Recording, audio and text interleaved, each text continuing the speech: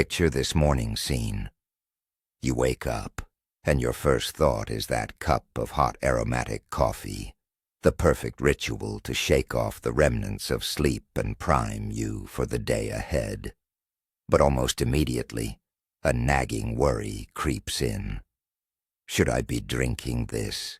I have high blood pressure after all. Sound familiar? Millions worldwide grapple with this very question daily.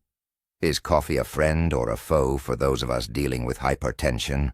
Some label it a poison for your blood vessels, while others insist that in moderation, it might even be beneficial. So, where does the truth lie?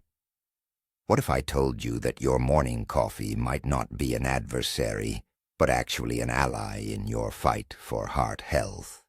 But, and this is key, only if you follow specific, crucial guidelines. In this video, we're teaming up with a doctor to settle this debate once and for all. We won't just give you a simple yes or no. We're going to dive deep into the biochemistry, analyze the latest scientific studies, and give you clear instructions on how to enjoy your favorite beverage without risking your health. Watch until the end, and you will learn the critical mistake that turns this otherwise healthy drink into a genuine threat to your heart. To truly understand the complex relationship between coffee and blood pressure, let's take a quick look back at history. Coffee is a beverage steeped in centuries of legend and myth. It has been both banned, condemned as a devil's brew, and praised as a cure-all remedy. Doctors and scientists have been arguing about its benefits and drawbacks for hundreds of years. This debate grew particularly fierce in the 20th century, as hypertension became a major global health crisis. Early studies conducted in the mid-20th century often showed a direct correlation. Drink coffee, and your blood pressure spiked. Based on this data, conventional, old-school doctors strictly prohibited coffee for their hypertensive patients. This prohibition became so firmly rooted in our consciousness that many still treat it as gospel today. However, science is constantly evolving. Newer, larger-scale and long-term research methods emerged, allowing us to view the entire issue from a completely different perspective. Scientists began analyzing not just the immediate effect of a single cup, but how regular consumption impacts the body over many years. They started factoring in genetic differences, lifestyle, diet, and other variables. The results of these newer studies were, to put it mildly, surprising, even counterintuitive. They forced the medical community to re-examine those old doctrines. Today, we are at a unique point where a massive body of evidence has accumulated, allowing us to provide a far more balanced and nuanced answer. We no longer make snap judgments. We analyze. In this video, we will rely exclusively on this modern evidence-based data to separate facts from outdated myths and help you make an informed decision about your own health. So let's start right at the beginning, the precise moment you take that first sip of aromatic, hot coffee. What exactly happens inside your body in those initial seconds? Imagine an intricate biochemical process where the star player is the caffeine molecule. Once it enters the bloodstream, it begins its journey toward the brain, and that's where the real action unfolds. Our brain contains special signaling chemicals called neurotransmitters, which relay messages between nerve cells. One key neurotransmitter is adenosine, which we can call the body's natural relaxant or downer. Throughout the day, adenosine levels gradually build up. By evening, it signals the brain that it's time to rest, triggering feelings of fatigue and sleepiness. It works by slowing down neuronal activity and dilating blood vessels to ensure better oxygen flow during sleep. Here's the trick. The caffeine molecule is strikingly similar in structure to adenosine. This structural similarity allows it to act like a clever spy with a fake pass, taking adenosine's place in its receptors on the surface of nerve cells. Caffeine literally blocks these receptors, preventing adenosine from doing its job. The brain, suddenly deprived of those calming signals, perceives this disruption as an emergency, an alarm signal. In response to this threat, the pituitary gland, a small gland at the base of the brain, sends a message to the adrenal glands.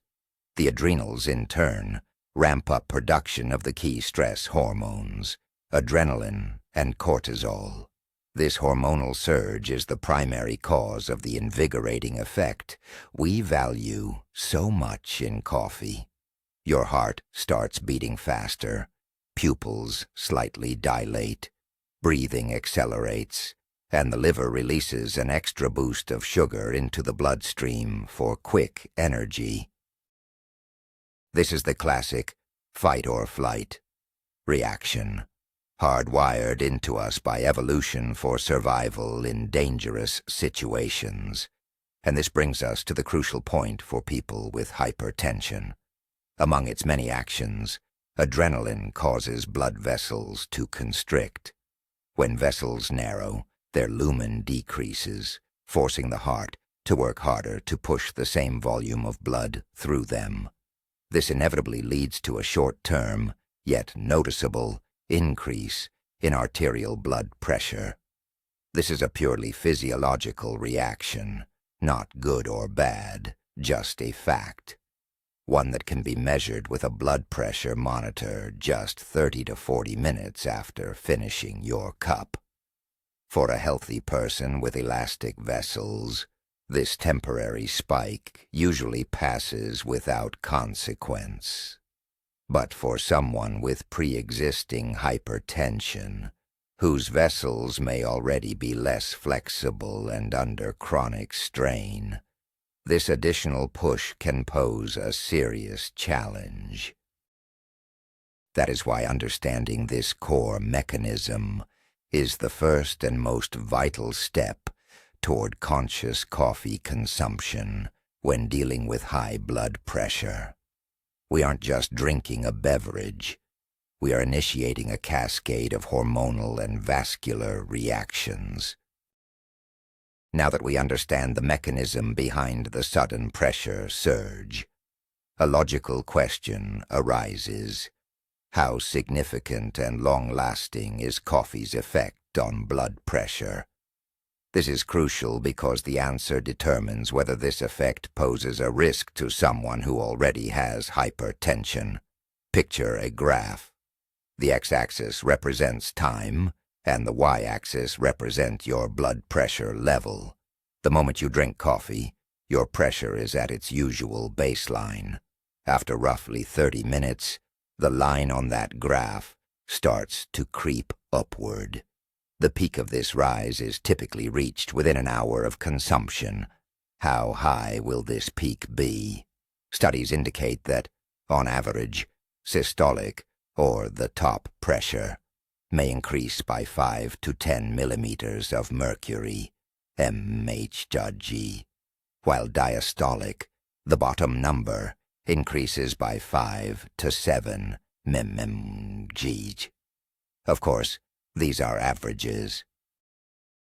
For some people, particularly those sensitive to caffeine, the spike can be more significant, up to 15 or 20 millimeters of mercury. For someone with normal blood pressure, say 120/80, a temporary rise to 135/87 is not critical. However, if your baseline pressure is already high, perhaps 150/95, A jump to 165 over 102 might trigger unpleasant symptoms like headaches, dizziness, or ringing in the ears. Now, regarding the duration of this effect, the hormonal surge and the constriction of blood vessels do not last forever. Elevated pressure typically persists for 2 to 3, sometimes up to 4 hours. After this period, the body gradually metabolizes the caffeine, its concentration in the bloodstream drops, and the blood pressure returns to its starting point. This temporary nature of the blood pressure increase is a key takeaway. Coffee doesn't keep pressure elevated constantly. It merely creates short-lived peaks. This brings us to debunk one of the oldest myths. Coffee is not a direct cause of chronic hypertension. In other words, a healthy person who drinks coffee every day will not, by that action alone, develop high blood pressure. Chronic hypertension is a complex condition influenced by genetics, lifestyle, diet, stress levels, and many other factors. However, for someone already diagnosed with hypertension, these regular temporary peaks can be undesirable. They create an extra, albeit brief, burden on the heart and blood vessels, which are already working harder than normal. It's like constantly pushing an old car engine to its red line. Even if only for a short time, doing it frequently can eventually lead to wear and tear. Therefore, controlling these peaks and understanding their nature is essential for the safe consumption of coffee by hypertensive individuals. Let's now discuss the true magic within our body, the phenomenon known as tolerance. This is a crucial concept, a real game-changer for anyone who drinks coffee regularly. What exactly is tolerance, or simply put, adaptation? Imagine living right next to a busy railroad track. On the first night, the constant rumble of the trains keeps you wide awake.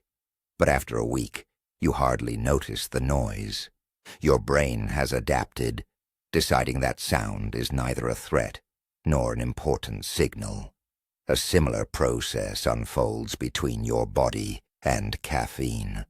When you start drinking coffee every day, your brain and cardiovascular system begin adapting to the substance's constant presence. Remember how we explained that caffeine blocks adenosine receptors? Well, your clever brain, noticing that its receptors are always occupied, starts creating new, supplementary adenosine receptors. It effectively increases the number of parking spots for its natural sedative to compensate for the caffeine blockade. As a result, you gradually need more and more caffeine to achieve the same invigorating effect. This is why a beginner coffee drinker can feel a jolt from 1 cup, while a veteran needs 3 to feel the same lift. But the most crucial development for our discussion concerns blood pressure. Because of this adaptation, the body stops reacting so fiercely to every dose of caffeine. Adrenaline release becomes less pronounced, and blood vessels no longer constrict as sharply. Numerous studies confirm this. If you take 2 groups of people, those who drink coffee consistently and those who haven't had any for several months, and give them the exact same dose of caffeine, the reactions will be completely different. For the newcomers, blood pressure will spike significantly, often by 10 to 15 millimeters of mercury. However, for veteran coffee drinkers, the pressure will either not change at all or only rise minimally, maybe 2 to 3 millimeters, which is often within the margin of statistical error. This phenomenon of tolerance, explains why many people with hypertension who have drunk coffee for years report no negative health effects from it. Their bodies have simply adjusted. This leads us to a very crucial practical rule. Coffee poses the greatest risk, not to those who drink it constantly, but to those who consume it sporadically. If you have hypertension and only drink coffee once a month, expect your body to react as if it's the first time, meaning a pronounced jump in blood pressure. Conversely, if you drink 1 or 2 cups daily, your body has likely adapted, and you won't experience these sharp spikes. It is paradoxical, but true. For a person with hypertension, regular moderate consumption may be safer than rare, episodic use.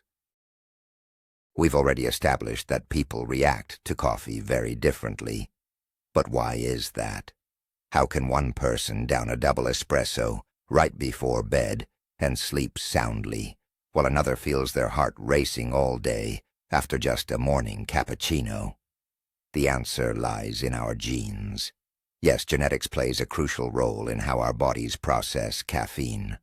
The main factor responsible for caffeine metabolism in our body is a special liver enzyme called cytochrome P450-1A2, or simply CYP1A2 for short. This enzyme acts like a recycling factory, breaking down caffeine molecules and preparing them to be flushed out of the body. Now, the gene that codes for this enzyme can have different variations from person to person, depending on which version of this gene you inherited from your parents. You are categorized as either a fast or a slow caffeine metabolizer. What does this mean in practice? In fast metabolizers, the CYP1A2 enzyme works highly efficiently and actively. Caffeine is broken down and eliminated from their bodies very quickly. This means the energizing effect of coffee doesn't last long, and they can consume larger amounts of the beverage without severe negative side effects. Their cardiovascular system is exposed to caffeine for only a brief period. In contrast, for slow metabolizers, the enzyme works, as the name suggests, much slower. Caffeine circulates in their bloodstream for significantly longer, sometimes 2 or 3 times longer than in fast metabolizers. This means the stimulating effect on the heart and blood vessels is also prolonged. These are the people who most often report coffee side effects: insomnia, anxiety, heart palpitations, and, crucially for our discussion, a more pronounced and sustained increase in blood pressure. How is this linked to hypertension? Large scientific studies have shown that for slow caffeine metabolizers who also suffer from high blood pressure, regular coffee consumption may be associated with an increased risk of cardiovascular complications, such as myocardial infarction or heart attack. Their heart and vessels are simply under the influence of caffeine for too long. However, no such link was found for fast metabolizers. In fact, some research suggests that moderate coffee consumption may even offer them a protective effect. Unfortunately, you can only know your definitive genetic status through a specific laboratory test. But you can usually guess your type simply by listening to your body.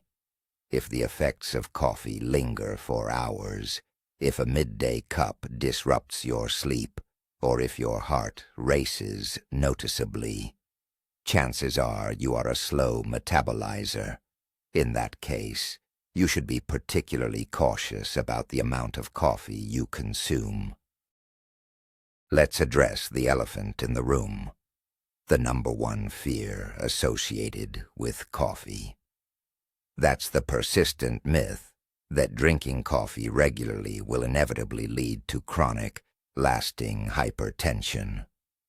This myth is so stubborn and widespread that many perfectly healthy people with normal blood pressure avoid coffee, worried that over time it will somehow ruin their blood vessels and make them permanently hypertensive.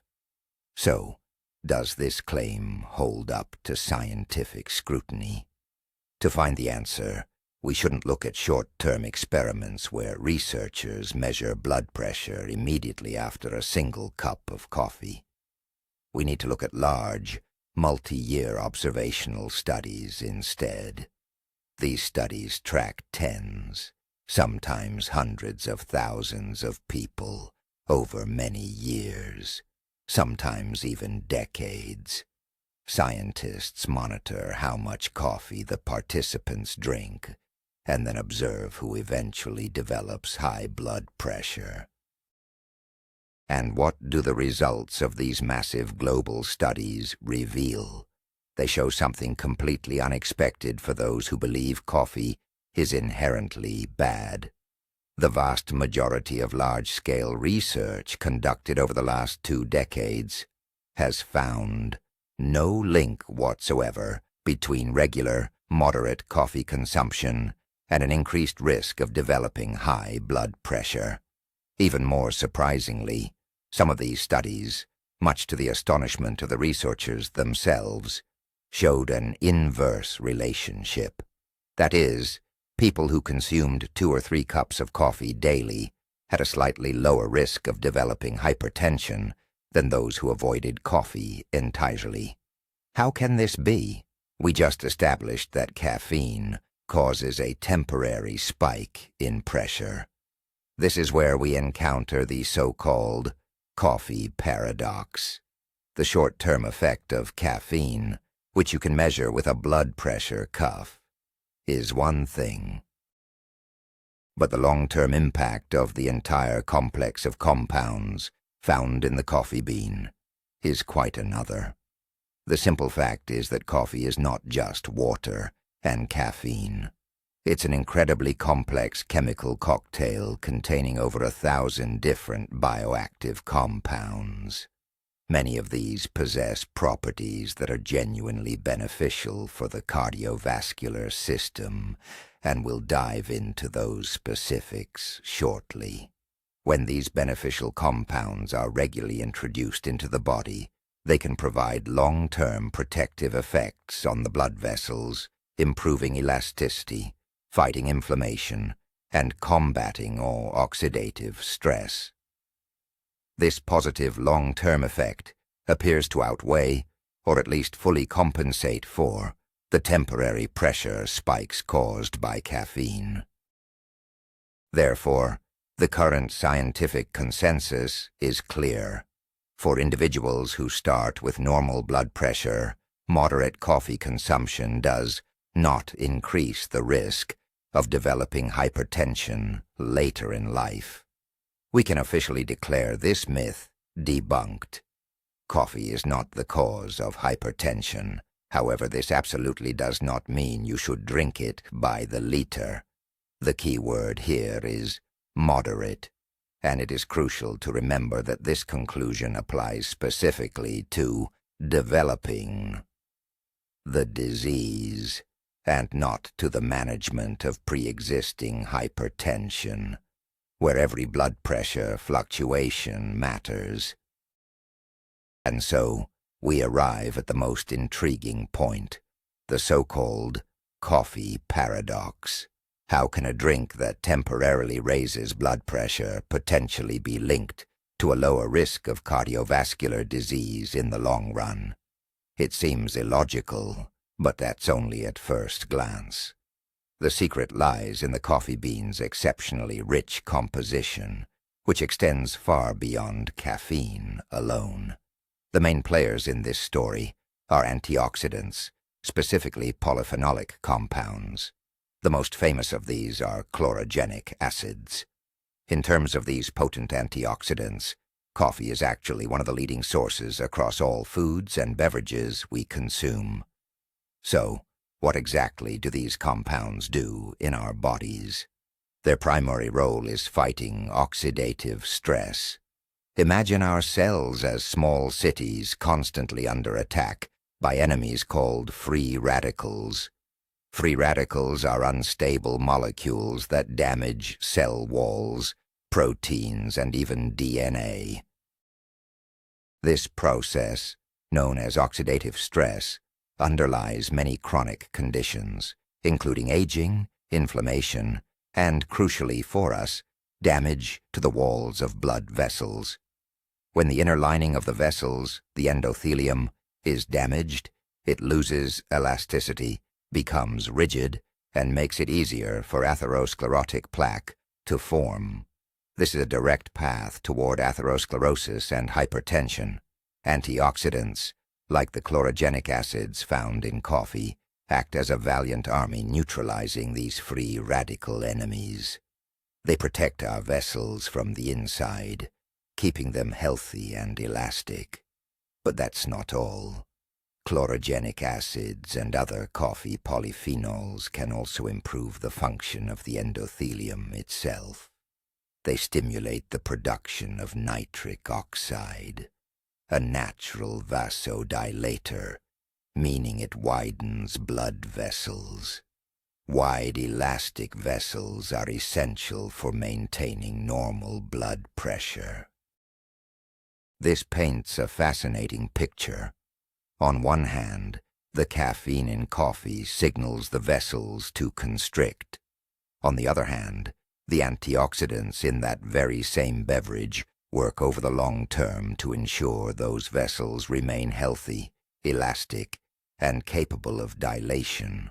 Furthermore, coffee contains other beneficial compounds, such as magnesium, which is vital for regulating heart rhythm and relaxing the vascular wall, and potassium, which helps flush out excess sodium that contributes to raised blood pressure. The coffee bean, therefore, represents an incredible balance of stimulating and protective components. With regular consumption, it appears that these protective, antioxidant properties come to the forefront, exerting an overall beneficial effect on cardiovascular health. This is the key to the coffee paradox, explaining why decades of research often point toward the benefits, rather than the harms, of moderate coffee consumption. When we talk about coffee, we often picture a single, uniform beverage. But the reality is, the world of coffee is vast and incredibly diverse. For someone dealing with high blood pressure, choosing the right type of coffee can be absolutely critical. Let's compare the two most popular options found in our kitchens: natural brewed coffee versus instant coffee. At first glance, the only difference seems to be the preparation method, but the distinction runs much deeper, impacting both caffeine content and the presence of beneficial compounds. Let's start with brewed coffee. Whether it's made in a moka pot, a French press, or a standard coffee machine, here we are dealing with whole, roasted, and freshly ground beans. This ensures the coffee retains the maximum amount of those beneficial polyphenols and antioxidants we've discussed. Crucially, chlorogenic acids, which are vital for protecting our blood vessels, are highly abundant in brewed coffee. The caffeine content in a standard 200 milliliter cup of brewed coffee can vary depending on the bean variety and brewing method, but it generally ranges from 80 to 120 milligrams. Now let's look at instant coffee. Its production process is far more complex. Beans are roasted, ground, and then brewed into a highly concentrated extract. This extract is then dried using methods like spray drying or freeze drying to create the powder or granules we know. Unfortunately, this intense technological processing results in a significant loss of beneficial compounds, including those valuable chlorogenic acids. Some studies suggest instant coffee contains 2 or even 3 times fewer of these compounds than naturally brewed coffee. What about the caffeine? Here's the key nuance. Instant coffee is typically made from cheaper bean varieties, predominantly Robusta, which naturally contains 1.5 to twice the caffeine of Arabica, the bean generally preferred for brewing. Although some caffeine is lost during processing, the final content in an instant cup is usually slightly lower than in brewed coffee, averaging between 60 and 80 milligrams. So, what does this mean for someone with hypertension?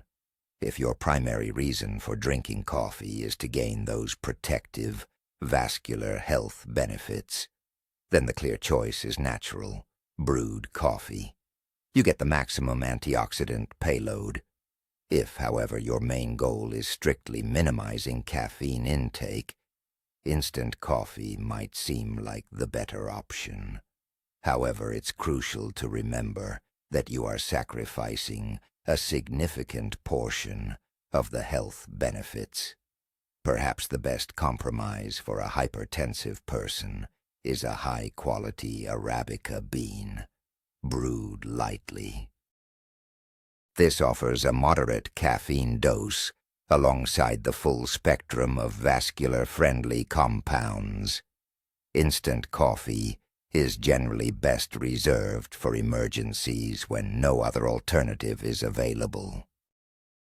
We talk a lot about the coffee itself, but we often forget about the crucial ingredients we add to it. These very additions can completely negate all the potential health benefits of the drink and transform it into a true caloric and sugar bomb, which is especially dangerous for people dealing with hypertension. Let's take a closer look at the most popular coffee companions and how they impact your blood pressure. Sugar, of course, ranks number 1. For many, adding 2 or 3 spoons of sugar to every cup is a routine habit. But what exactly does this practice do to our blood vessels? Sugar, particularly when consumed in large amounts, triggers a sharp spike in blood insulin. Chronically high insulin levels can lead to the retention of sodium and water in the body, which directly contributes to higher blood pressure. Furthermore, excessive sugar intake promotes systemic inflammation, damaging blood vessel walls and making them stiffer. Sugar is also empty calories, leading to weight gain, and obesity is a major risk factor for developing and worsening hypertension. Essentially, by adding sugar to your coffee, you are creating a powerful factor that counteracts all the beneficial properties of coffee's antioxidants. It's like hitting the gas and the brake at the exact same time. The second most popular offender is fatty creams, especially non-dairy or high-fat varieties, and various flavored syrups. High-fat creams add a significant amount of saturated fats to your drink.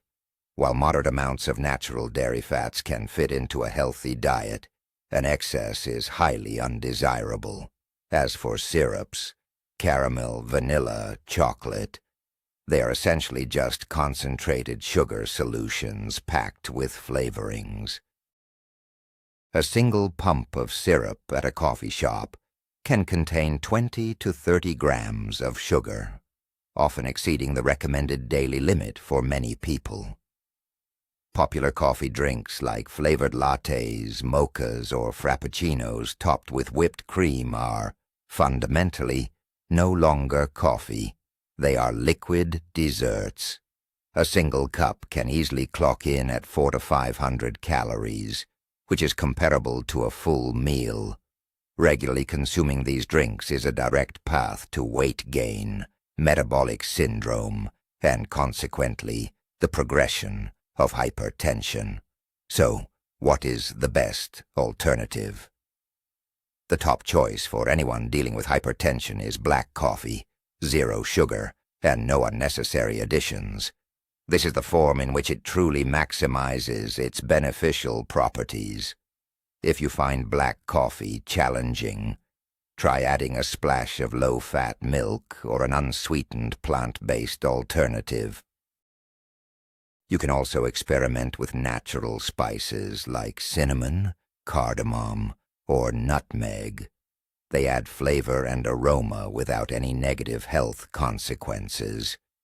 Remember this simple rule: the simpler your coffee, the better it is for your blood vessels.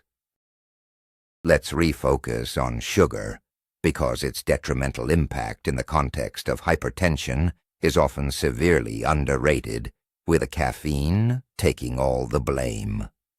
The link between excessive sugar intake and high blood pressure is now a scientifically proven fact, and the mechanism behind this influence is quite complex and multidimensional.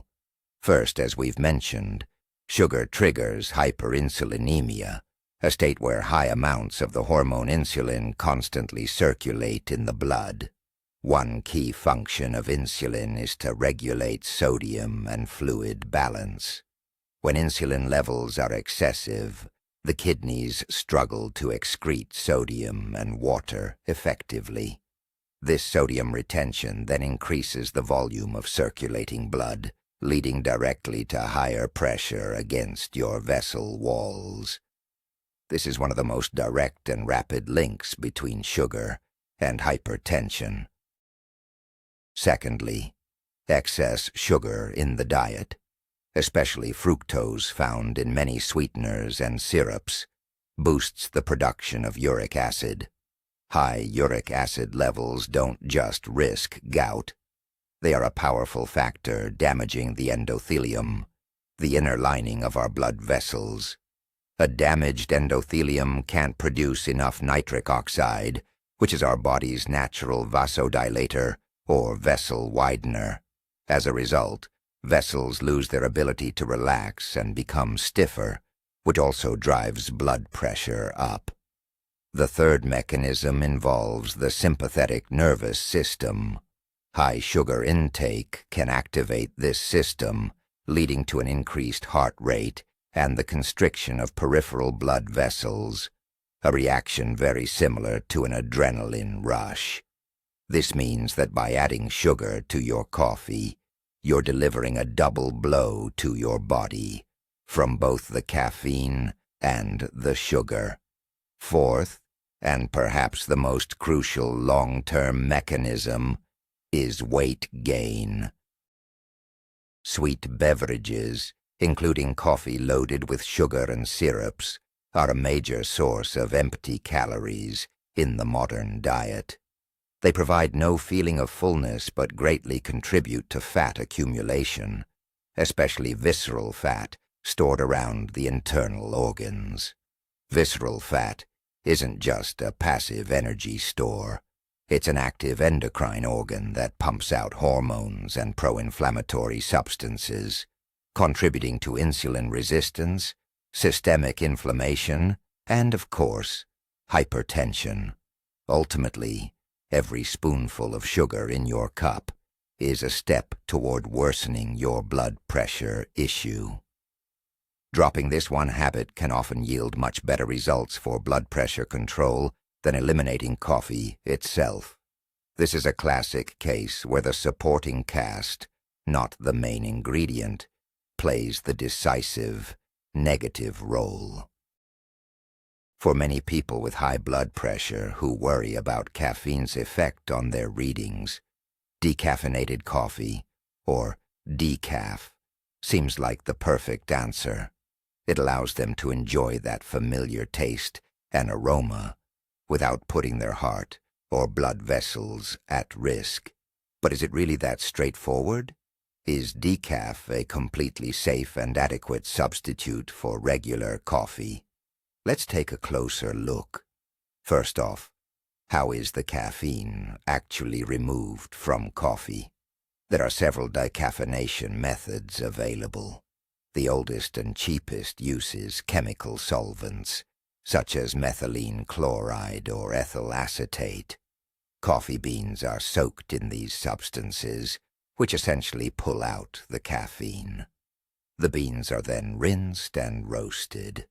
While manufacturers insist that residual amounts of these solvents are minimal and safe, this method still raises concerns for many consumers. More modern and costly methods include the Swiss water process and the method using supercritical carbon dioxide. These approaches avoid harsh chemicals, and beans processed this way are generally considered cleaner and preferable. If you choose decaf, it's worth checking the packaging for information about the decaffeination process used. Now for the crucial question: does decaf retain the health benefits? Unfortunately, during the process of caffeine removal, especially with chemical methods, a portion of beneficial polyphenols and antioxidants is also lost. Various estimates suggest that the chlorogenic acid content in decaf can be 15 to 30% lower than in regular coffee. This means its protective properties for the blood vessels are somewhat reduced, although they certainly don't vanish entirely. It's also important to know that caffeine-free coffee is a slight misnomer. It is technologically impossible to remove all caffeine from the beans.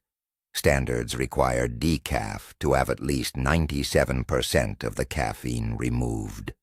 This means a small amount, typically 2 to 5 milligrams per cup, still remains. For most people, this dose is completely negligible. However, for those with extreme caffeine sensitivity, even that trace amount could theoretically cause a mild reaction. Does decaf affect blood pressure? Most research suggests it does not. Since the primary active substance that causes a sharp increase in blood pressure has been removed, decaf does not have the same acute impact on the cardiovascular system. It doesn't trigger the release of adrenaline or cause vasoconstriction, which is the narrowing of blood vessels. Therefore, in terms of managing blood pressure spikes, decaf is indeed a much safer alternative for those with hypertension. In conclusion, decaf is a good compromise. You sacrifice some of the antioxidant benefits and perhaps some subtle flavor notes, but you get a beverage that won't provoke sharp increases in your blood pressure. It is an excellent choice for the afternoon, when caffeine stimulation is undesirable, or for those dealing with high blood pressure who simply cannot tolerate regular coffee. If you have high blood pressure, knowing when to enjoy your coffee is just as crucial as knowing how much and what type to drink. Timing your coffee break correctly can minimize potential health risks and ensure you get the maximum boost without compromising your well-being. These key rules are based on understanding our daily circadian rhythms and basic physiology. Rule 1. Wait after waking up. Rule number 1, and perhaps the most crucial: never drink coffee immediately after waking up. This habit is common, but from an endocrinology standpoint, it's far from optimal, especially for someone with hypertension. Early in the morning, typically between 6 and 8 a.m., your body naturally hits its peak cortisol production. Cortisol is the stress hormone that helps you wake up and feel alert. When you combine this natural hormonal surge with caffeine's stimulating effect, which also promotes cortisol release, you create an excessive hormonal spike. This can lead to unnecessary jitters, anxiety, and a more pronounced rise in blood pressure. Furthermore, relying on caffeine at this peak time can eventually lead to dependency, causing your body to slow its own natural cortisol production. Without that morning cup, you'll likely feel exhausted and sluggish. The ideal window for your first cup is between 9:30 and 11:30 a.m. By then, the morning cortisol peak has naturally subsided, allowing the caffeine stimulation to be both smoother and most effective. Rule 2. Cut off caffeine. Early rule number 2. Avoid coffee in the late afternoon, especially after 3 or 4 p.m. As we know, for some individuals, particularly slow metabolizers, caffeine can remain in the bloodstream for a very long time, sometimes up to 8 or even 10 hours. A cup consumed at 4 p.m. could easily prevent you from falling asleep comfortably at 11 p.m. Quality sleep is one of the most critical factors for managing blood pressure. It is during deep sleep that our cardiovascular system rests and repairs itself, and blood pressure naturally drops. Chronic sleep deprivation, conversely, is a powerful risk factor for elevated pressure. By sacrificing sleep for an evening caffeine fix, you're essentially delivering a double blow to your cardiovascular health. Rule 3. Avoid coffee before stress or exercise. The third rule. Never drink coffee immediately before intense physical activity or a known stressful event. If you have an important meeting, a public presentation, or a demanding workout ahead, a cup of coffee might seem like a good idea to boost focus. However, both stress and physical exertion naturally increase your blood pressure and heart rate. Layering caffeine onto this effect creates an unnecessary and often excessive load on your heart. This can be especially risky for someone who already has existing hypertension. It is much safer to wait until the stressful event or workout is over, using the coffee afterwards to help restore your energy and recover. Following these simple timing guidelines will help you integrate coffee into your daily routine harmoniously and safely. Another extremely common and highly detrimental habit is drinking coffee on an empty stomach, using it to replace a proper, full breakfast. Many people do this when they're rushing, or perhaps with the goal of kickstarting their digestive system. However, for someone with hypertension, or frankly for anyone else, this practice can lead to a whole host of negative consequences. Let's break down exactly why this happens. Firstly, coffee naturally stimulates the production of hydrochloric acid in the stomach. When your stomach is empty, this acid begins to irritate the mucosal lining. Over time, this constant irritation can lead to issues like gastritis, chronic heartburn, and even peptic ulcers. GI tract problems are an extra source of stress for the body, which, indirectly, can absolutely impact your blood pressure. Secondly, consuming coffee on an empty stomach can lead to much sharper fluctuations in blood sugar levels. Caffeine stimulates the liver to release glucose, giving you a quick burst of energy.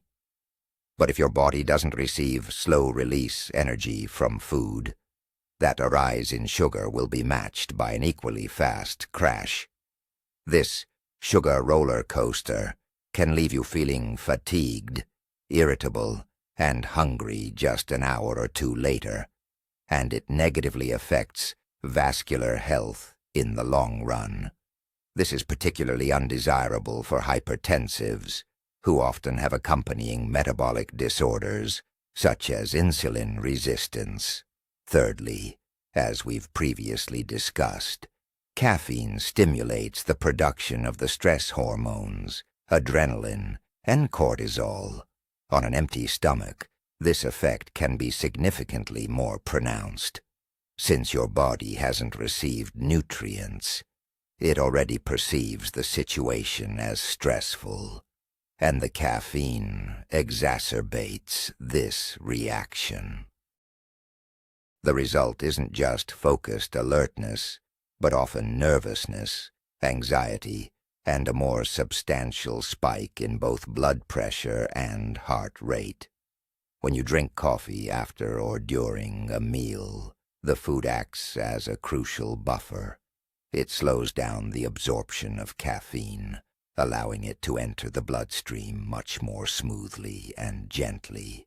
This helps you avoid sharp peaks in caffeine concentration and consequently a sudden surge in blood pressure.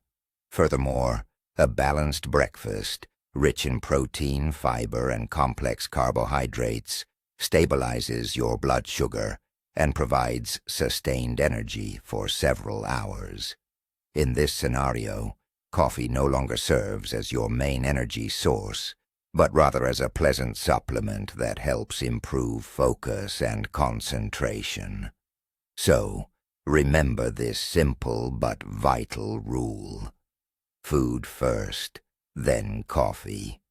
Never the other way around.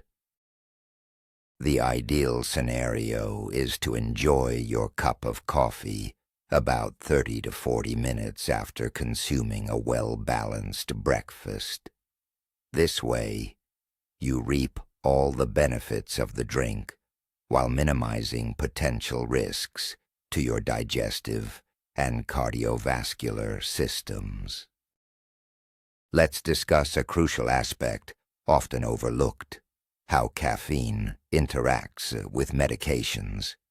People dealing with hypertension or high blood pressure typically take antihypertensives, those daily pills designed to lower their pressure. Can that morning cup of coffee actually interfere with these drugs? The answer is yes, and this interaction can be quite complex.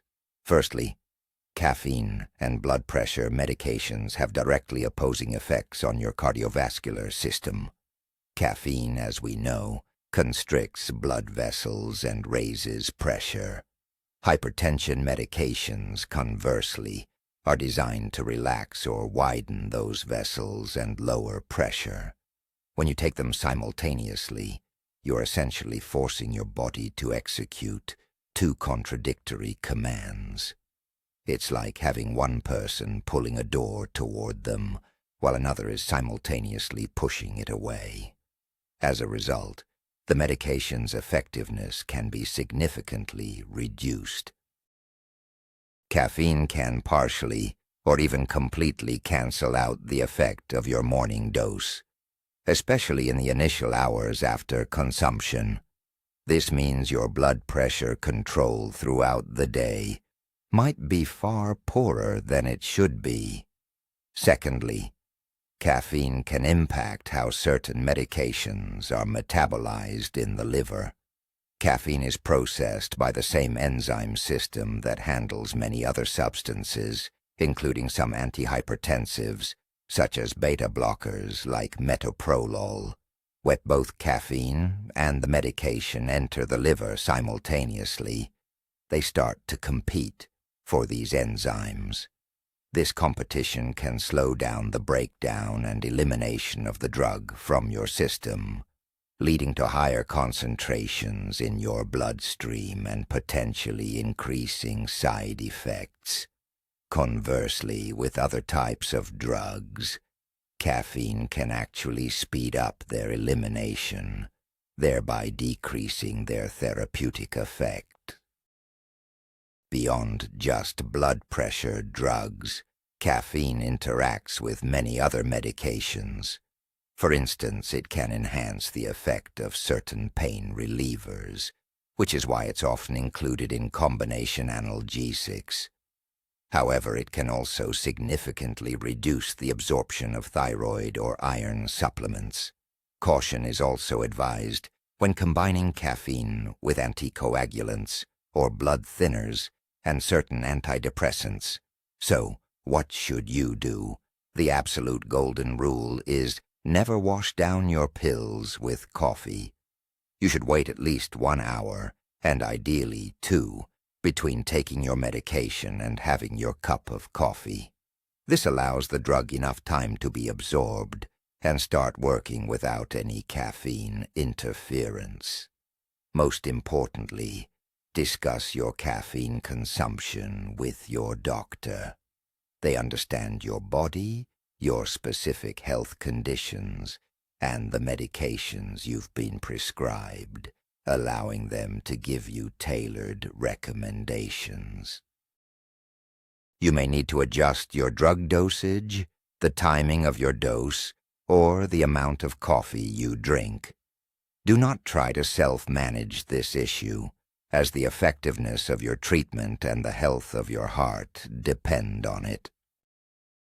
While moderate coffee consumption can be safe for many hypertensive patients, it is absolutely crucial to pay close attention to your body's signals and recognize potential warning signs immediately. There are specific symptoms that, if they appear after having a cup of coffee, shouldn't just make you pause. They are a clear signal to stop consumption immediately and seek medical consultation. Let's go over these critical red flags.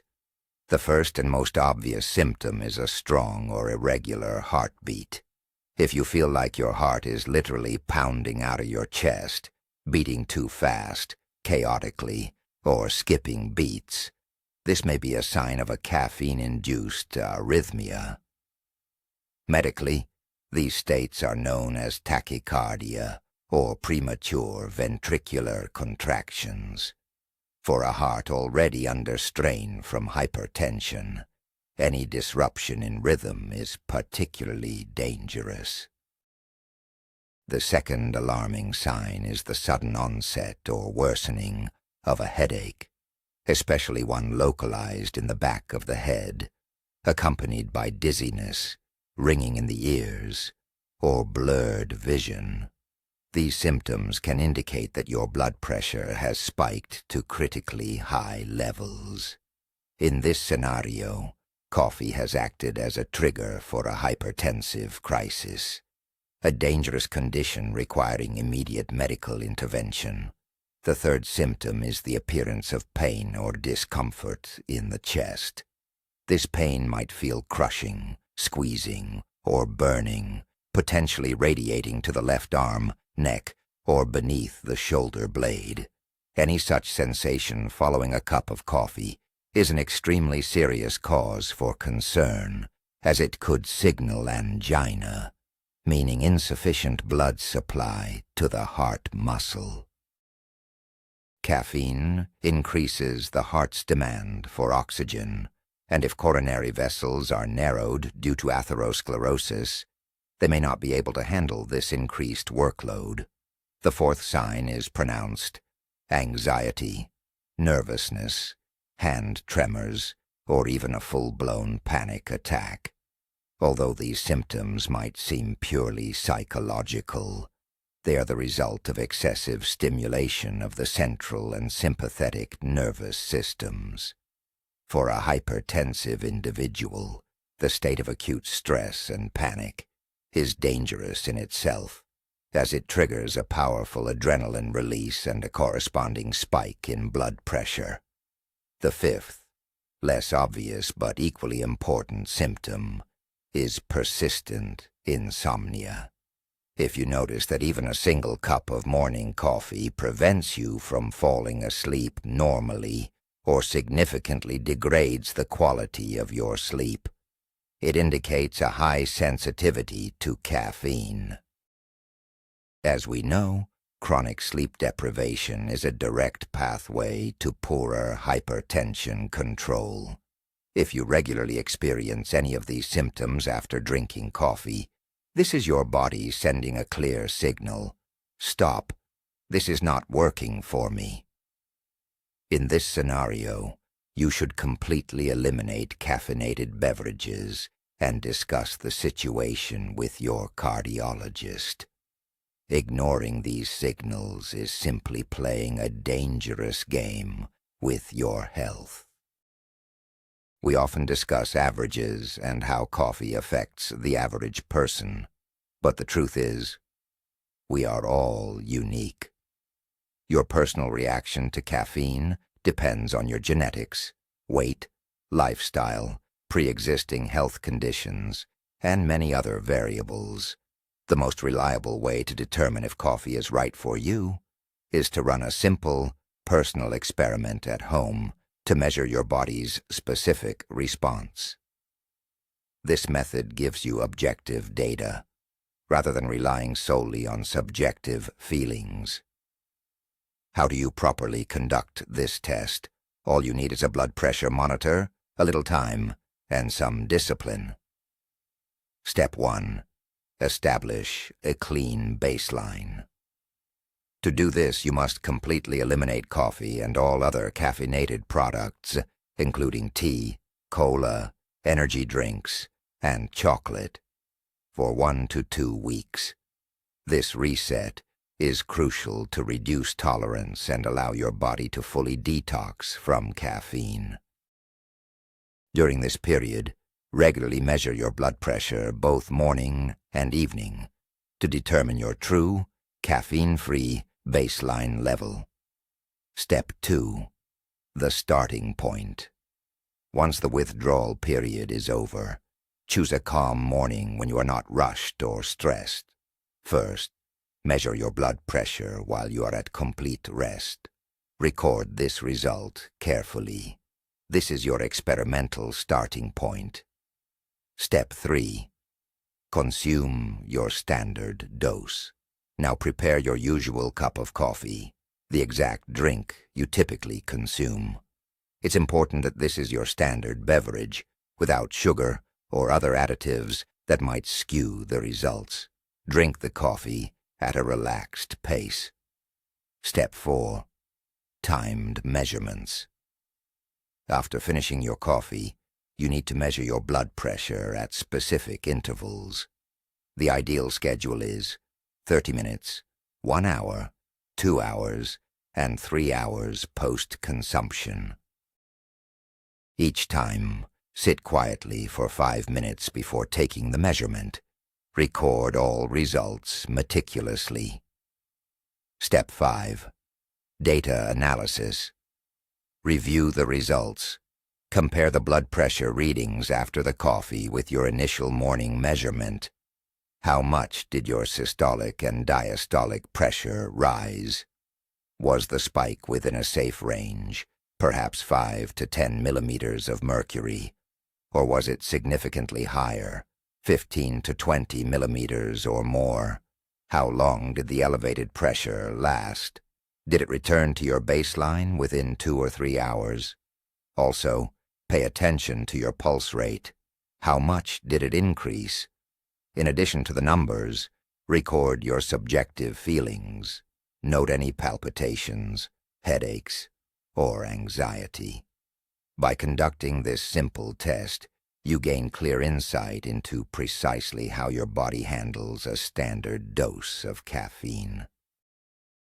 If the rise in pressure was minor and brief, and your general well-being remained good, moderate coffee consumption is likely safe for you. However, if you record a sharp and sustained spike in blood pressure, accompanied by uncomfortable symptoms, this is a strong indicator that you should either eliminate coffee entirely or significantly reduce both the quantity and strength of your brew. This personalized approach is far more effective than blindly following generalized health recommendations. One of the most frequent questions cardiologists hear from patients is, "Doctor, how many cups of coffee can I actually drink daily without causing harm?" This is the million-dollar question, and unfortunately there is no single, one-size-fits-all answer that applies to absolutely everyone. However, based on numerous studies and extensive research, the medical community has established some clear guidelines that we can follow. First, let's talk about units of measurement. Simply saying cups isn't precise enough, as cup sizes vary dramatically, from a tiny espresso shot to a massive Americano mug. The correct way to measure consumption is in milligrams of caffeine. Leading cardiology associations, including the American Heart Association, generally agree that for most healthy adults, and even for patients with well-controlled hypertension, a caffeine intake of up to 300 to 400 milligrams per day is considered relatively safe. However, for individuals dealing with high blood pressure, it is highly advisable to lower this threshold.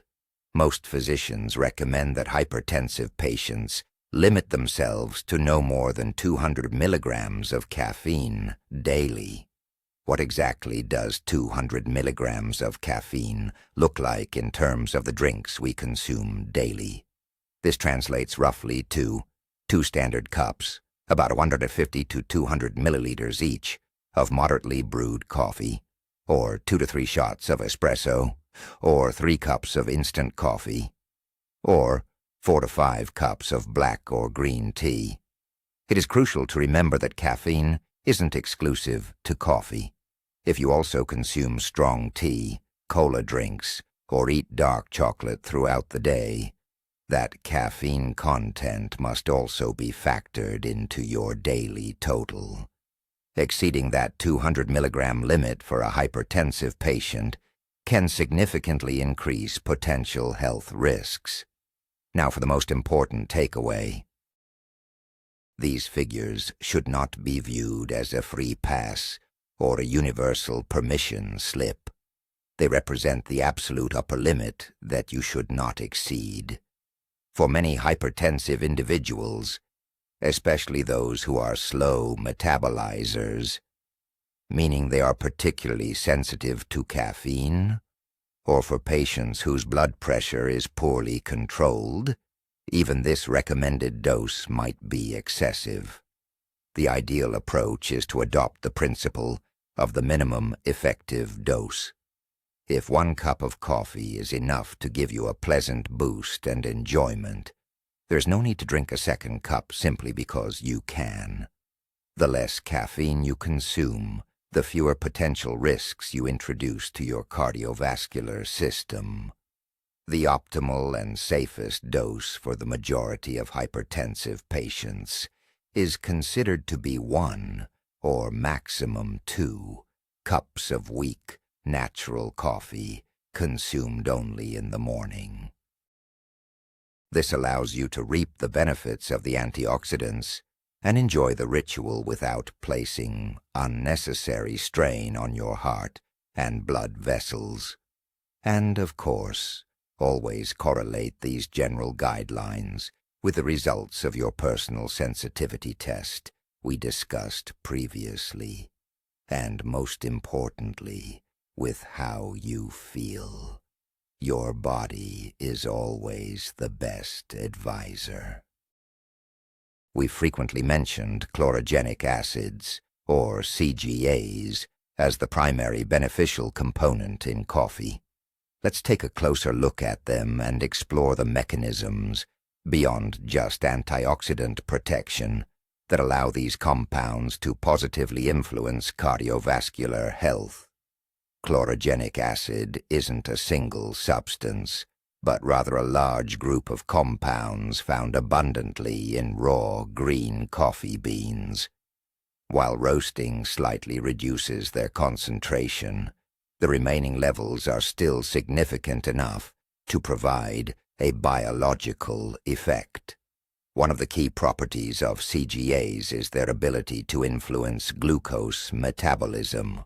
Research suggests that these compounds can slow the absorption of glucose in the intestines after a meal, helping to prevent sharp spikes in blood sugar and insulin levels. Maintaining stable blood sugar is crucial for vascular health. High peaks of glucose and insulin are known to promote inflammation, damage the endothelium, and increase arterial stiffness. By helping to maintain a flatter glycemic profile, chlorogenic acids indirectly protect blood vessels and aid in the prevention of metabolic syndrome and type 2 diabetes, conditions closely linked to hypertension. Another important mechanism involves a direct influence on blood pressure. Studies conducted in both animals and humans have shown that the regular consumption of green coffee extract, what is rich in sauergeides, can lead to a modest but statistically significant reduction in blood pressure. This effect is believed to stem from several mechanisms. First, as mentioned, they promote the production of nitric oxide, which helps dilate blood vessels. Second, they may have a mild diuretic effect, aiding in the excretion of excess sodium. And third, they possess anti-inflammatory properties, reducing the systemic inflammation that contributes to the development of hypertension. Furthermore, CGAs can positively impact the blood lipid profile. Some research shows they help reduce levels of bad cholesterol, low-density lipoproteins or LDL, and triglycerides. Normalizing cholesterol levels slows the formation of atherosclerotic plaques in the arteries, a crucial step in preventing and managing hypertension and its complications. Ultimately, a single cup of coffee contains a remarkable combination. On one hand, we have caffeine, which can cause a short-term spike in pressure. On the other, we have chlorogenic acids and other polyphenols, which work long-term to lower blood pressure, improve metabolism, and protect our blood vessels. This internal duality is precisely what makes coffee so unique and so challenging to evaluate simply. While discussing instant coffee, we should address another aspect crucial for overall health, even though it's not directly related to blood pressure. We're talking about a substance called acrylamide.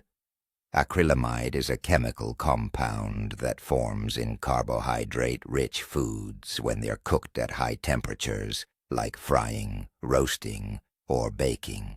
You can find it in common items like potato chips, French fries, crackers, and certain cookies. The International Agency for Research on Cancer, or IARC, classifies acrylamide as probably carcinogenic to humans. This classification means that while animal studies suggest it can cause cancer, conclusive evidence in human populations is still insufficient. So what does this have to do with coffee? Well, the process of roasting coffee beans also takes place at high temperatures, which inevitably leads to the formation of acrylamide. However, here's where it gets interesting. Studies have shown that the acrylamide content in instant coffee is on average twice as high as in regular brewed coffee. Why the difference? It boils down to the manufacturing technology. After the initial roasting and brewing, the concentrated coffee extract undergoes an additional high-temperature drying phase. It appears that this second heating stage is what leads to the creation of that extra amount of acrylamide. Should you panic and immediately toss out your jar of instant coffee? Most health experts say no. The levels of acrylamide we consume from coffee and other foods are significantly lower than the doses that caused issues in lab animals. To date, there is no convincing epidemiological evidence linking moderate coffee consumption to an increased risk of cancer. On the contrary, as we've discussed, many studies indicate that coffee actually lowers the risk of certain types of cancer, likely due to its high antioxidant content. Nevertheless, this information is one more point in favor of natural brewed coffee over instant. If you have the choice and want to minimize your intake of potentially harmful substances, it's better to opt for freshly ground beans. By choosing brewed coffee, you not only gain greater vascular benefits but also reduce your acrylamide consumption. This is another great example of how a product's processing method can drastically alter its properties. For anyone committed to their well-being, these details matter. Ultimately, a healthy lifestyle is built on many small but conscious choices. Another fascinating aspect that influences both the flavor and chemical composition of coffee is the degree of roast. When you buy coffee beans, you often see labels like light, medium, or dark roast. For most people, this is just a flavor preference. But if you have high blood pressure, this difference can be much more significant. Let's break down how the roast level affects two components crucial to our health: caffeine and chlorogenic acids. Let's start with caffeine. There's a common myth that dark, bitter coffee, like a typical Italian espresso, contains more caffeine. In reality, the opposite is true. Caffeine is quite a stable compound, but prolonged exposure to high heat causes it to gradually break down. The roasting process is essentially heating the beans. The longer the beans are roasted, meaning the darker the roast, the more caffeine has time to burn off or dissipate. Therefore, light roast beans have the maximum caffeine content, medium roasts will have slightly less, and dark roasts will have the least. The difference isn't massive, usually around 10 to 15%, but it is measurable. If your goal is maximum alertness, choose a light roast. However, if you have high blood pressure and want to reduce your caffeine intake without drinking fewer cups, a dark roast might be your better option. Now let's talk about the beneficial chlorogenic acids. Here the situation is completely reversed. Chlorogenic acids, unlike caffeine, are extremely sensitive to temperature. The longer the roasting process lasts, the more they degrade. Green unroasted beans have the maximum concentration. Light roasts retain a good amount, but in dark roast beans their quantity can decrease by anywhere from 50 to 90% compared to the original content. This presents a dilemma. Light roast coffee has more caffeine, which isn't ideal for someone with hypertension, but it also contains more beneficial antioxidants. Dark roast coffee has less caffeine, which is good, but it retains almost none of the associated health benefits. So what is the solution? As is often the case, the sweet spot is the medium roast. This option offers the optimal balance. It has a slightly reduced caffeine content compared to light roasts, yet it still preserves a substantial amount of valuable chlorogenic acids and other polyphenols. Medium roast coffee is often the recommended choice for daily consumption for those seeking not just flavor and energy, but genuine health benefits. So the next time you choose coffee in the store, pay attention not only to the variety, but also to the roast level. This small detail can help you better tailor your drink to meet your body's specific needs. We often look at the effects of food and drink on our bodies in isolation. However, in reality, the situation is far more complex. The effect of a single cup of coffee can be greatly amplified or altered depending on the circumstances in which you drink it.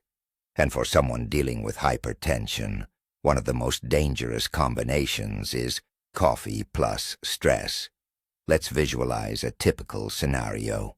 You're slammed at work, deadlines are looming, and your boss is demanding that report. Feeling tired and wired, you decide to boost your focus by grabbing a strong cup of coffee. What exactly happens inside your body at that moment? The stressful situation alone has already activated your sympathetic nervous system, triggering a flood of stress hormones, adrenaline, and cortisol. Your heart is already beating faster, your blood vessels are constricted, and your blood pressure is already elevated compared to a resting state. This is your body's natural fight or flight response to perceived threat. Now you introduce caffeine, which, as we know, does exactly the same thing. It stimulates the production of adrenaline and cortisol. You are essentially delivering a double, if not triple, blow to your cardiovascular system. The levels of stress hormones in your blood skyrocket. Your blood pressure spikes far higher than if you had consumed the same coffee in a calm setting. This creates a peak, extreme load on your heart and the walls of your blood vessels. Regularly repeating this cycle is a direct path toward wearing out your cardiovascular system and accelerating the progression of hypertension. Furthermore, this combination creates a vicious cycle. Drinking coffee while stressed might give you a temporary burst of energy and relief. Your brain registers this connection. Stress leads to coffee, leads to feeling better.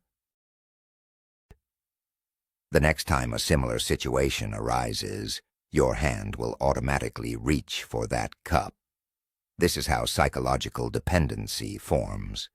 You stop using coffee as a pleasant ritual and start treating it like a pill for stress and fatigue. In reality, this quick fix only intensifies the physiological stress your body is already enduring. So, what's the solution? It is crucial to learn how to separate these two habits. Coffee should be a reward and a pleasure, not a tool for fighting stress.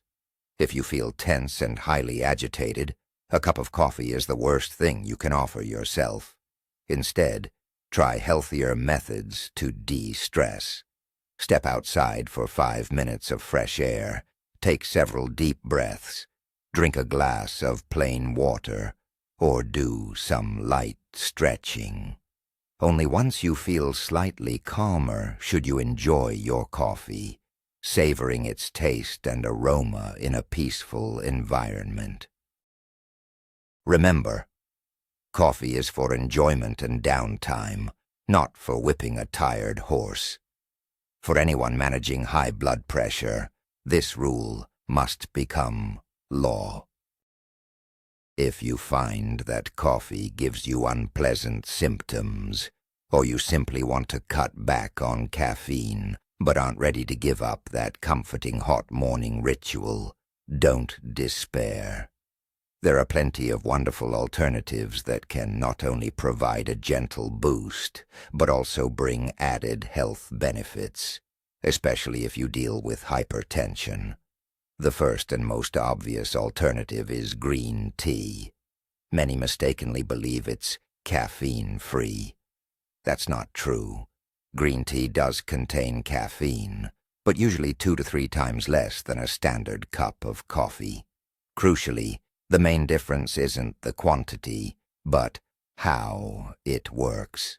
The caffeine in tea is bound to tannins, so it releases and absorbs into the bloodstream much slower and more smoothly. This prevents those sharp jitters and pressure spikes. Plus, green tea is a powerhouse of other beneficial compounds called catechins, particularly EGCG, epigallocatechin gallata. These powerful antioxidants are excellent for protecting blood vessels, improving elasticity, and with regular consumption may help lower blood pressure. The second excellent alternative, one often overlooked, is chicory. The drink made from the chicory root vaguely resembles coffee in color and taste, yet it contains absolutely zero caffeine. This makes it completely safe for those with hypertension, regardless of the time of day. But chicory is far from a filler drink. It's incredibly rich in inulin, a type of fiber that acts as a powerful prebiotic. Inulin feeds the beneficial bacteria in our gut. Recent research shows that the health of our gut microbiome is directly connected to overall well-being, including cardiovascular health. A healthy microbiome helps control inflammation and may even play a role in regulating blood pressure levels. The third option is herbal teas, or tisanes. The selection here is vast, and many possess properties specifically beneficial for managing high blood pressure.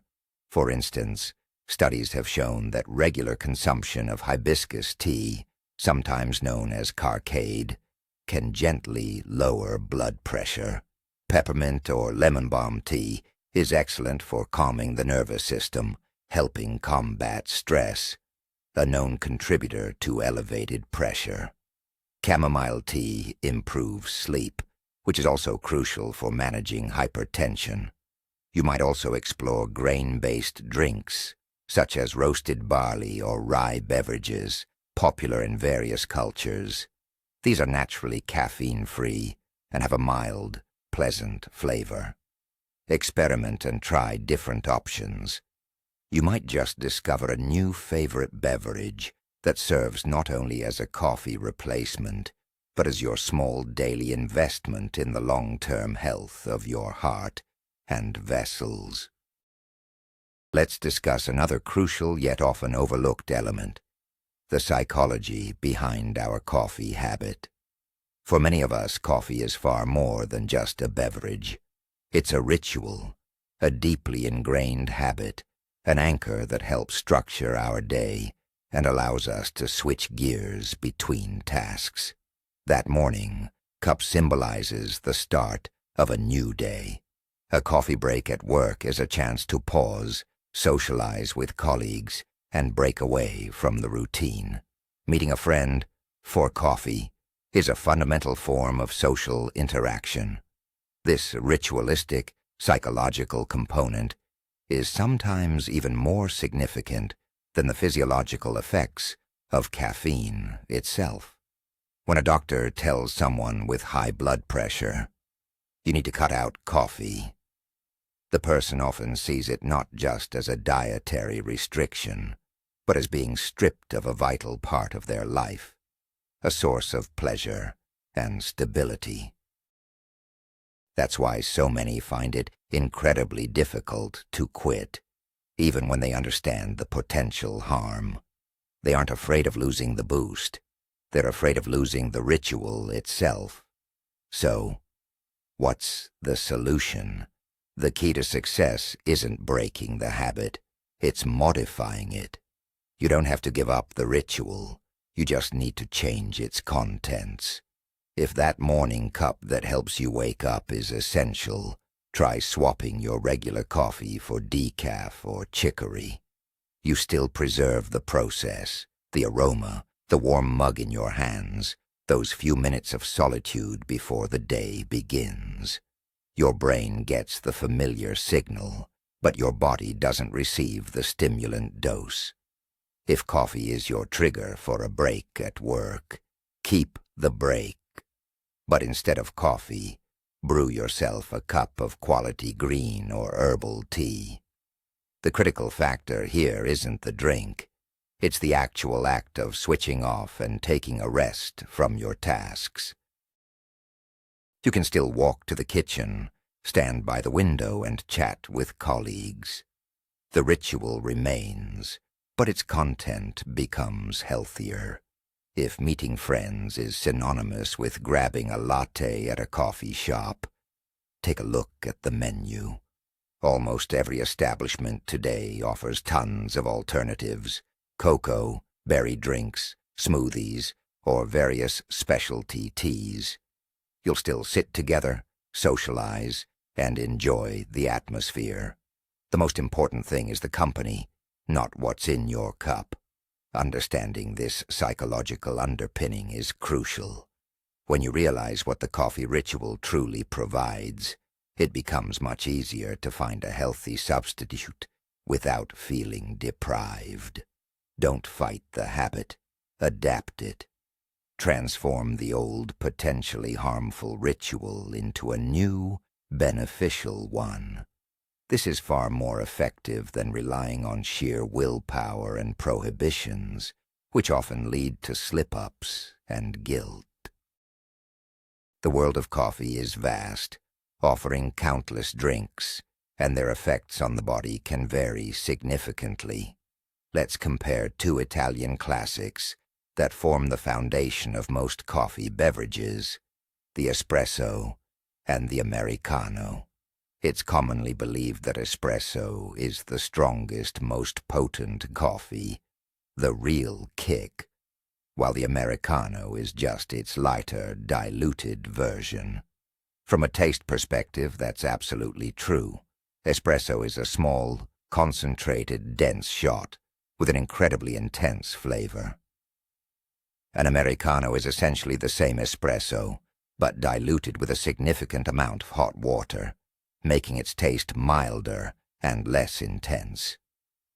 However, when we look at the actual caffeine content, the picture isn't quite so clear-cut. What constitutes a standard serving of espresso? It's about 30 milliliters of liquid. This tiny cup contains, on average, between 60 and 80 milligrams of caffeine. While this is a very high concentration per milliliter, the absolute amount of caffeine in a single shot is not overly excessive. What about the Americano? It's one shot of espresso, to which 100 to 150 milliliters of hot water have been added. The volume of the drink increases several times over, but the caffeine content remains exactly the same. That same 60 to 80 milligrams. In other words, when you drink a standard cup of Americano, you are consuming precisely the same amount of caffeine as you would from a single espresso shot. The only difference is that you drank it over a longer period and with a larger volume of fluid. So, where's the catch? The catch lies in the serving size. We rarely drink espresso in large mugs. However, Americanos or other espresso-based drinks, like cappuccinos and lattes, are often ordered in much larger volumes, 300 or even 400 milliliters. To prepare a serving this large, baristas frequently use not one, but 2 shots of espresso. In this scenario, your large mug of Americano or latte will contain not 60 to 80, but 120 to 160 milligrams of caffeine. That is already a significant dose, approaching the suggested daily limit for someone with high blood pressure. So, what's the takeaway? Don't be fooled by the milder taste and larger volume of an Americano. Always check with your barista exactly how many shots of espresso are being used in your drink. For individuals with high blood pressure, the safest strategy is to stick to drinks made with a single espresso shot. If you love espresso, a small single shot is an excellent controlled way to get a moderate amount of caffeine. If you prefer an Americano, ask for it to be made with just 1 shot, even if it comes in a large cup. This way, you can enjoy your drink longer without the risk of getting a double dose of the stimulant. Understanding these nuances will help you make more conscious choices at the coffee shop and better manage your daily caffeine intake. We've spent a lot of time drilling down into the minutiae, caffeine milligrams, chlorogenic acids, the specific roast level, and yes, those details matter immensely. But now, at the end, it's crucial to step back and look at the bigger picture through the lens of a comprehensive or holistic approach to health. Coffee is neither a poison nor a miracle cure. It is simply one component among many in your diet and lifestyle, and its effect on your blood pressure cannot be viewed in isolation. Consider two scenarios. The first person, let's call him Ivan, is overweight, sedentary, smokes, loves salty and fatty foods, is often stressed, and sleeps poorly. Despite all this, he drinks 1 cup of black coffee without sugar daily. The second person, we'll call him Peter, maintains a healthy weight, exercises regularly, doesn't smoke, eats a diet rich in fruits and vegetables, monitors his salt intake, manages stress effectively, and gets good quality sleep. He also drinks 1 cup of black coffee every day. Who do you think faces the greater risk from that single cup of coffee? The answer is obvious. For Ivan, whose cardiovascular system is already burdened by multiple negative factors, even a slight additional load from caffeine could be the straw that breaks the camel's back. His arteries are already stiff, his heart is strained, and any temporary spike in blood pressure is definitely undesirable. For Peter, however, whose cardiovascular system is in excellent condition thanks to his healthy lifestyle, this small temporary blood pressure rise will likely pass completely unnoticed and have 0 negative consequences. Moreover, the antioxidants from the coffee, in his case, land on fertile ground, enhancing the overall protective effect of his already healthy diet. What's my point? You cannot demonize a single product and expect that eliminating it will solve all your blood pressure problems. Conversely, you cannot rely on drinking healthy coffee to somehow offset the damage caused by smoking or a sedentary lifestyle. Managing hypertension is a complex challenge. Quitting smoking, achieving a healthy weight, exercising regularly, and reducing salt intake will contribute 100 times more to lowering your blood pressure than completely cutting out coffee ever could. So, when deciding whether to drink coffee or not, always keep the big picture in mind. If your current lifestyle is far from ideal, then perhaps in the initial stages of managing hypertension, it is wise to cut out all stimulants, including coffee, simply to avoid unnecessary risks. But if you're already addressing your health comprehensively, then 1 or 2 cups of quality coffee will likely not only do no harm, but can seamlessly integrate into your healthy routine, providing both pleasure and potential benefit. Let's debunk another widespread and persistent myth, the one about coffee's supposed negative impact on blood thickness and overall hydration status. You often hear the claim, coffee is a powerful diuretic. It flushes water out of your system, thickens your blood, and this in turn raises blood pressure. It sounds logical enough, and many people believe it. But what does modern science actually say? It's true that caffeine has a mild diuretic effect, meaning it slightly increases urine output. This effect was primarily noted in older studies where participants who were already caffeine-deprived were given pure caffeine in large doses. However, when we talk about consuming coffee as a beverage, the situation changes entirely. Firstly, this diuretic effect is very weak and short-lived. Secondly, and most crucially, when you drink a cup of coffee, you're not just consuming caffeine. You are consuming a large amount of water in which it is dissolved. A standard cup of coffee is about 98% water.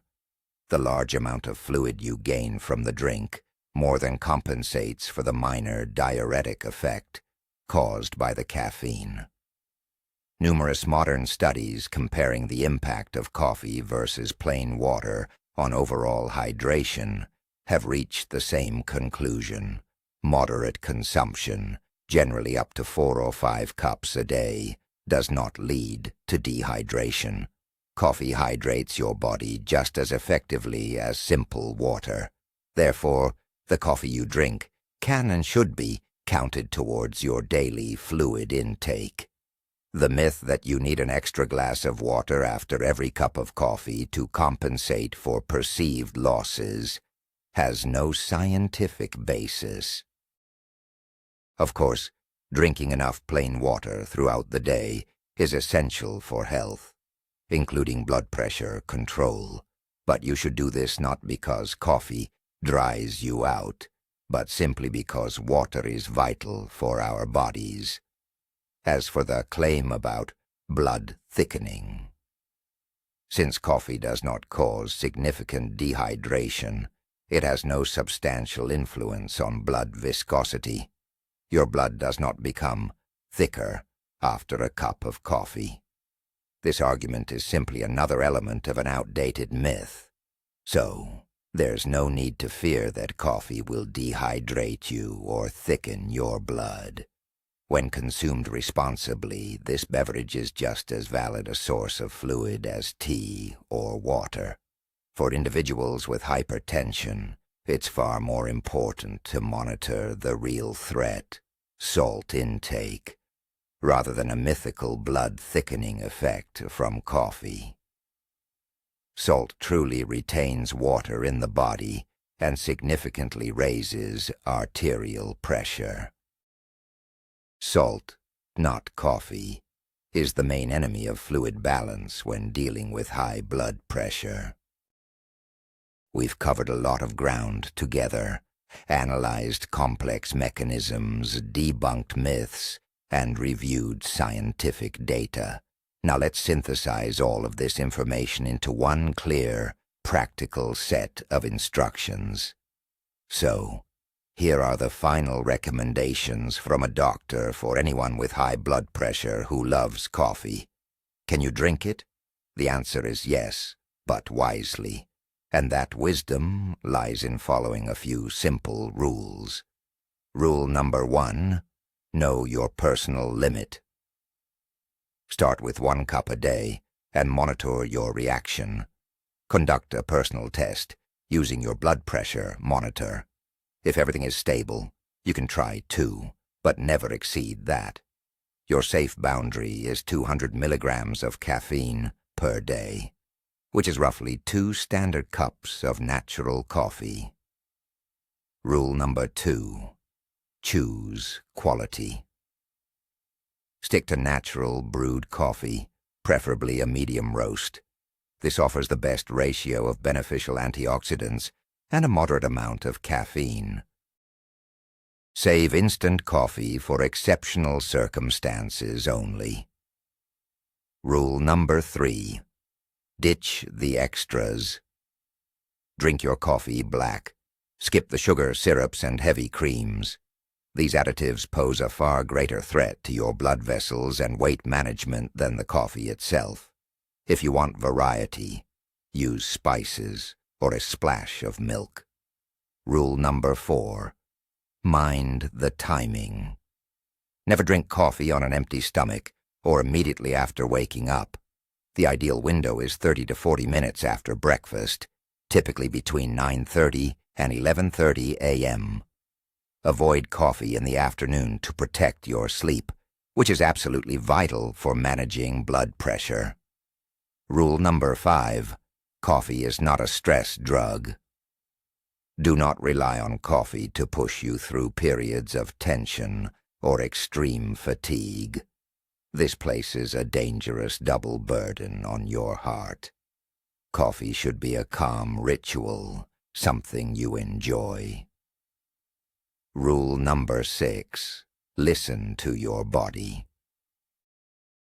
If drinking coffee causes heart palpitations, headaches, anxiety, or chest pain, that is an unambiguous signal to stop consumption immediately. Your body is smarter than any general recommendation. Rule number 7. Remember medication interaction. Never swallow your pills with coffee. Maintain an interval of at least 1 to 2 hours between taking your medication and having a cup of coffee, and always consult with your attending physician.